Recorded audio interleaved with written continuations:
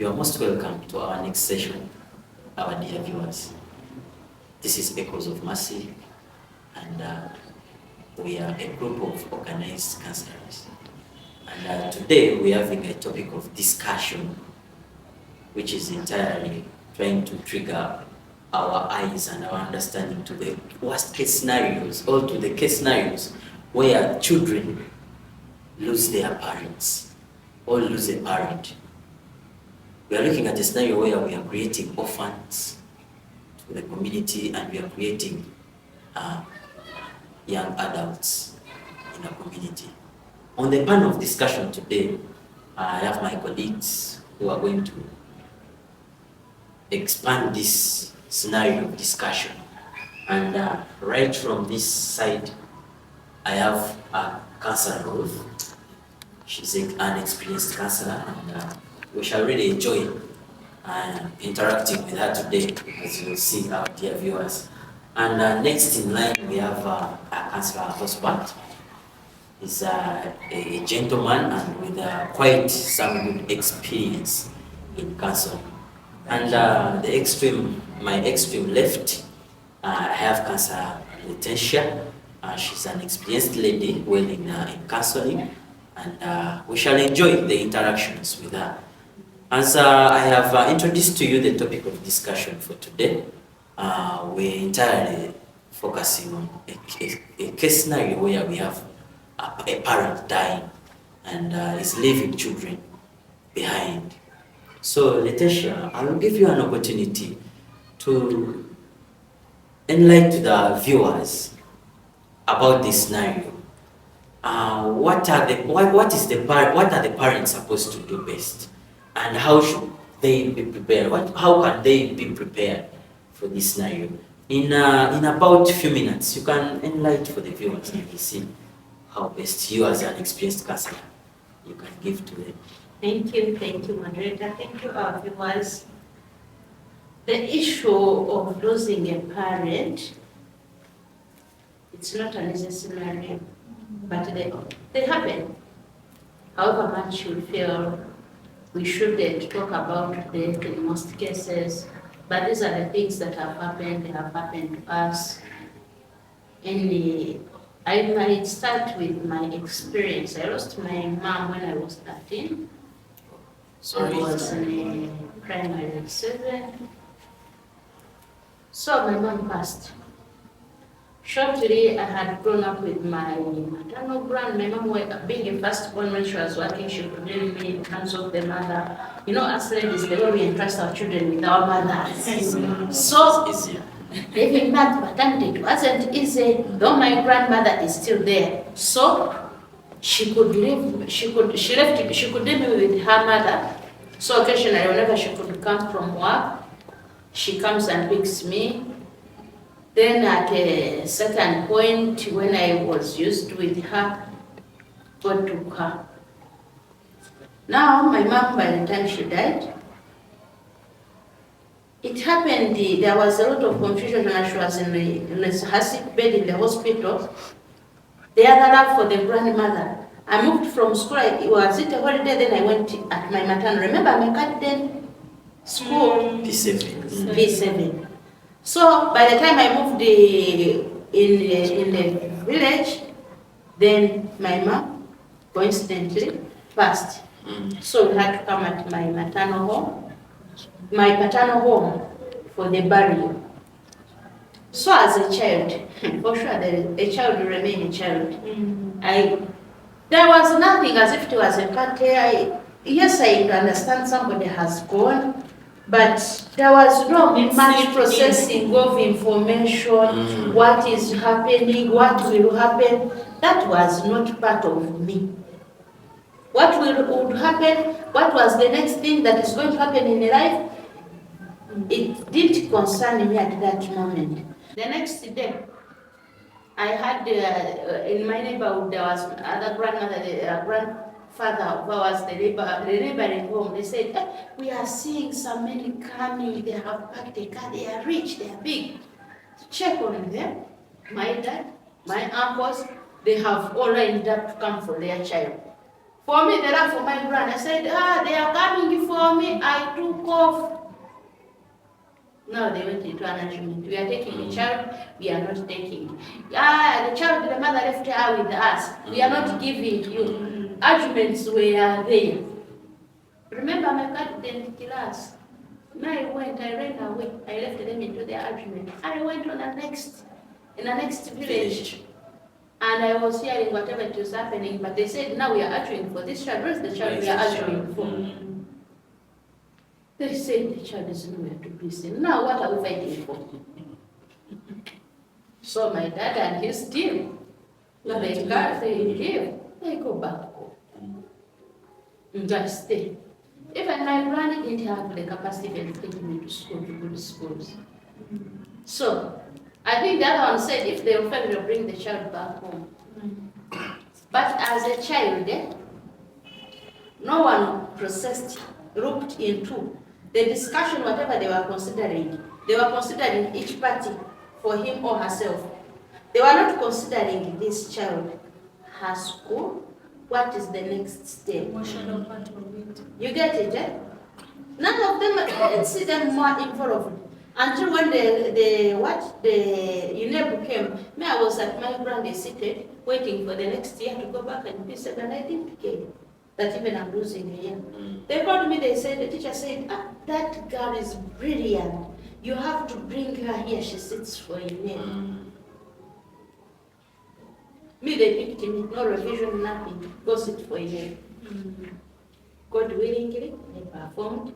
Shortly enough, my maternal uncle comes in now, says, hey, this girl now was staying here.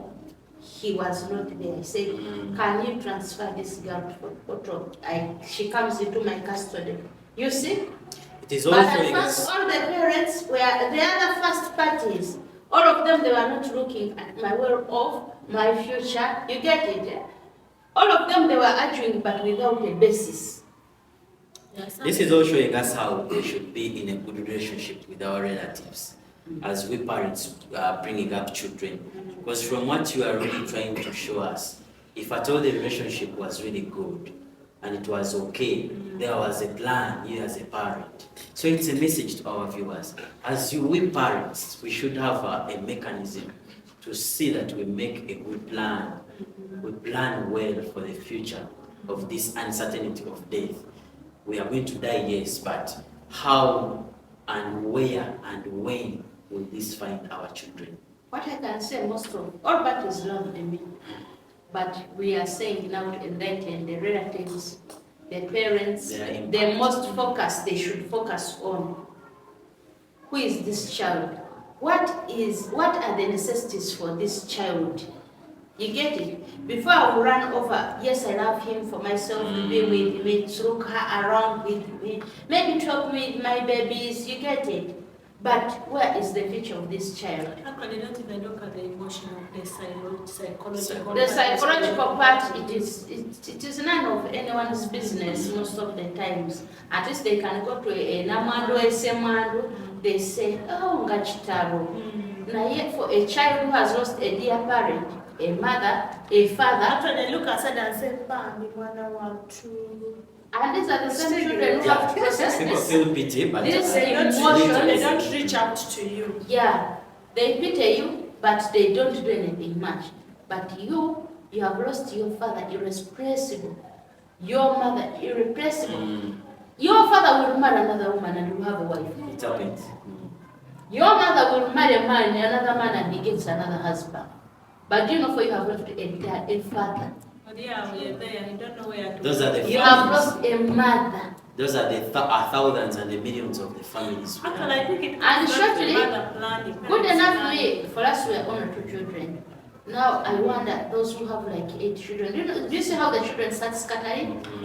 This one goes to some uncle's goats, another one takes advantage of the child.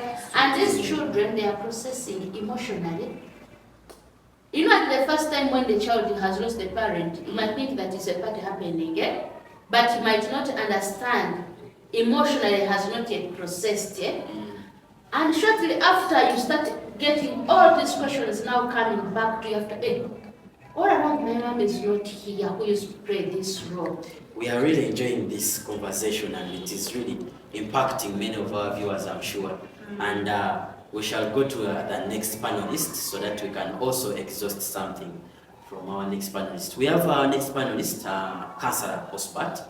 Councillor Osbert, you have had the topic of discussion. I'm sure you also have an impact you want our dear viewers to see how you can really play a part as a councillor in teaching or showing a picture of, to our viewers on what best can be done as a parent. Sure.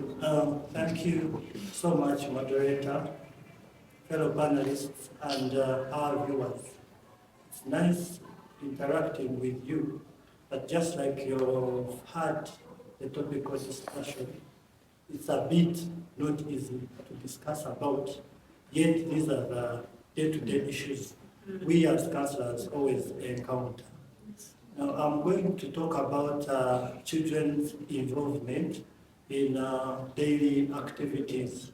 See, whether parents are alive or not, we have a responsibility to teach our children what roles they have in a family.